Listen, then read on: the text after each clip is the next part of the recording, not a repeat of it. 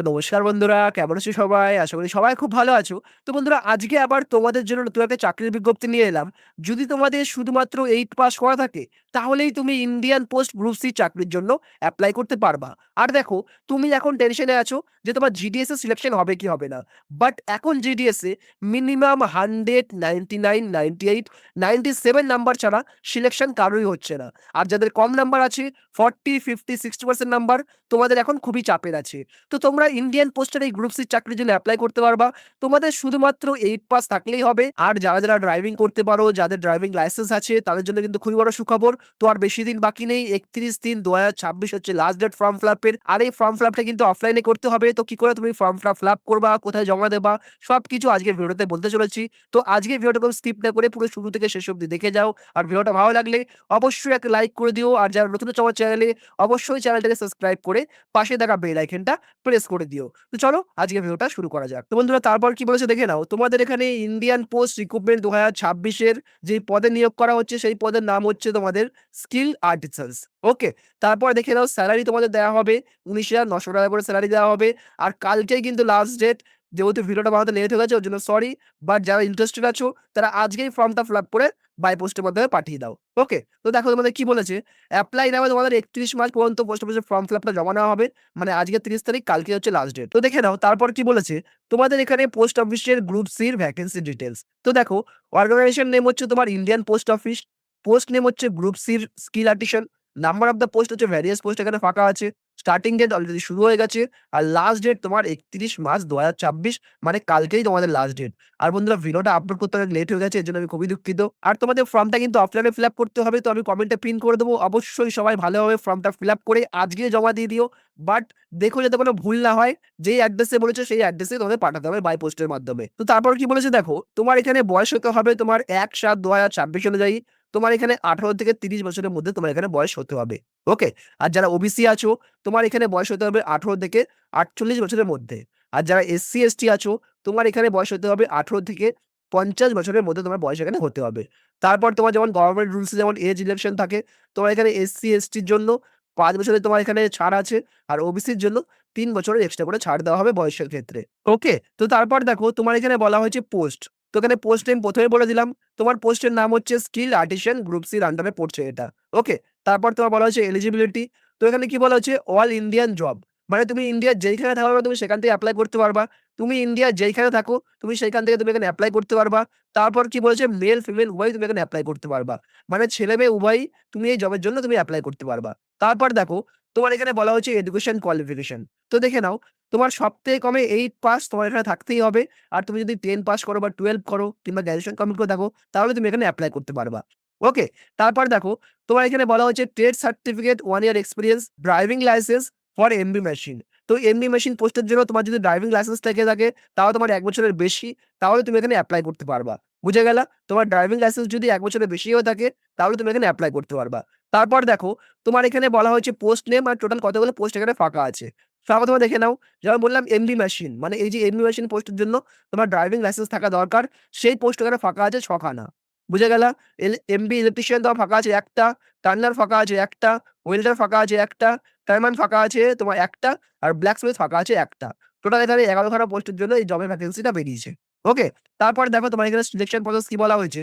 সাধারণত তোমার এখানে ট্রেড টেস্ট হবে, তারপর তোমার মেরিট লিস্ট হবে, তারপর তোমার ডকুমেন্ট ভেরিফিকেশন হবে, তারপর তোমার মেডিকেল টেস্ট হবে। পুরো ব্যাপারটা ক্লিয়ার হয়ে গেল? সম্ভবত তোমার এখানে পরীক্ষা হবে একটা। সম্ভবত পরীক্ষা হয়, বাট আমি ওটা সিওর কনফার্ম না। যখন তোমার সিলেকশন হবে তখন ওখান থেকে তোমাকে জানিয়ে দেওয়া হবে। বাট আমার যতদূর মনে হয় তোমার এখানে পরীক্ষা একটা হবে। ওকে? তো তারপর দেখো, তোমার এখানে ডকুমেন্টস কি, কি চাওয়া হয়েছে। তো আপাতত দেখে নাও, তোমার এখানে ফটো আর সিগনেচার। রিসেন্ট এখন যে তোমার ফটো আছে, সেই ফটো তোমার তাও তোমার ৩ মাসের মধ্যে। ৩ মাসের মধ্যে যে ফটো তোলা হয়েছে, বা তুমি যদি এখনো পারো তুমি এখনো ছবি তুলতে পারো, সেই ছবিটা তোমার এখানে লাগাতে হবে। ওকে? আর তোমার সিগনেচার যাতে পুরো ক্লিয়ার আসে। বুঝে গেল পুরো ব্যাপারটা? তারপরে দেখো তোমার এডুকেশন কোয়ালিফিকেশন যে সার্টিফিকেটটা, মানে তোমার যে 8 পাস করেছো বা 12 পাস করেছো, সেটা একটা সার্টিফিকেট দেয়। সেই সার্টিফিকেটটা তোমার এখানে অ্যাটাচ করে জমা দিতে হবে। তোমার 8 পাস হোক, 10 পাস হোক বা 12 পাস হোক। তারপর তোমার কাস্ট সার্টিফিকেট, তুমি যেই কাস্টে বিলং করো, সেই সার্টিফিকেট তোমার এখানে এড করতে হবে। তারপর তোমার আধার কার্ডের আইডি প্রুফ। তোমার আধার কার্ডের জেরক্সও এখানে অ্যাটাচ করতে হবে। তো দেখে নাও এখানে কি বলা হচ্ছে, তোমার এখানে অ্যাপ্লিকেশন ফর্মটা ভালোভাবে চেক আউট করে, মানে কোনো যাতে ভুল না হয়, সেই ফর্মটা তোমাকে ফিল আপ করতে হবে। তারপর তোমার যদি টেকনিক্যাল কোয়ালিফিকেশন বা সার্টিফিকেট থাকে, তুমি এখানে অ্যাটাচ করতে পারো। তারপর তোমার যদি এক্সপেরিয়েন্স সার্টিফিকেট থাকে, যদি তুমি আগে কোনো কাজ করে থাকো, সেটাও তুমি এখানে এপ্লাই মানে অ্যাটাচ করতে পারো। তারপর তোমার যদি ইডব্লিউএস সার্টিফিকেট থাকে তুমি দিতে পারো। যারা ওবিসি আছো তোমার এখানে সার্টিফিকেট দিতে পারো। তো তারপর কি বলেছে দেখো, তোমাদের এখানে বলা হয়েছে গভর্নমেন্ট সার্ভেন্ট আর এক্স সার্ভিসম্যান যারা আছেন, আপনারা আপনাদের সার্টিফিকেটটা এখানে অ্যাটাচ করে দেখাতে পারেন। ওকে? তারপর দেখো, তোমাদের এখানে বলা হয়েছে valid driving licence MB machine পদের জন্য। যারা এমবি মেশিন পদের জন্য এপ্লাই করবা, তোমাদের এখানে ড্রাইভিং লাইসেন্স থাকা মাস্ট দরকার। আর তোমার ড্রাইভিং লাইসেন্স যাতে এক্সপায়ার না করে, যাতে তোমার ড্রাইভিং লাইসেন্সের ভ্যালিডিটি থাকে। বুঝে গেল পুরো ব্যাপারটা? তারপর দেখো, তোমাদের এখানে বলা হয়েছে অ্যাপ্লিকেশন ফি। তো অল ক্যাটেগরি মানে all candidate SC, ST, OBC, female, male সবার জন্যই তোমার এখানে ৳৫০০ লাগবে। আর এই টাকাটা কিন্তু কোনো রিফান্ডেবল হবে না। বুঝে গেল পুরো ব্যাপারটা? তো এবার দেখো, তোমাদের আমি দেখাই তোমরা ফর্মটা কি করে ফিল আপ করবা। তো এই হচ্ছে সেই ফর্ম। তোমরা এই ফর্মটা কি করে ফিল আপ করবা সবকিছু তোমাদের বলতে চলেছি। তো একটা মিনিট দাঁড়াও, আমি এখানে লাইনটা টানিয়ে নিই। ওকে। তো দেখে নাও, তোমাদের সর্বপ্রথমে তোমার এখানে এটা হচ্ছে ফটো। তোমাদের ফটোটা কিন্তু তোমাদের রিসেন্ট যে আপডেট ফটো আছে সেটা তুমি অ্যাটাচ করবা। আর তোমার ফটোর উপরে কিন্তু সাইন করতে হবে এরকমভাবে। ফটোটা আপলোড করবা মানে এখানে আঠা দিয়ে আটকে দেবা। তারপর লম্বালম্বিভাবে তোমার এখানে সাইন করতে হবে।